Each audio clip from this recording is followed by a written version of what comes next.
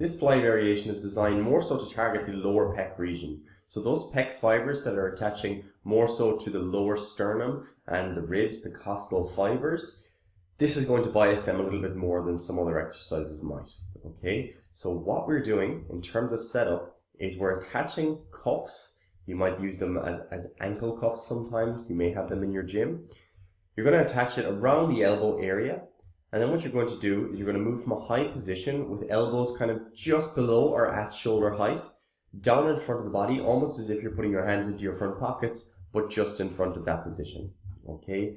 The setup height of the cables is important here. If it's too high, it's almost going to feel like it's pulling your shoulders up into a really uncomfortable position, or it's going to feel like it's going to lift you up at the top. Okay. So you want it just a little bit higher than shoulder height, just enough so that you can work through that range of motion without the weights kind of touching before you get to the end of that range of motion. Then what you're going to be doing is essentially just moving nice and slowly and controlled, intent on contracting those chest muscles. At the top, you're going to want to shrug up just a little bit to make sure you have the available range of motion.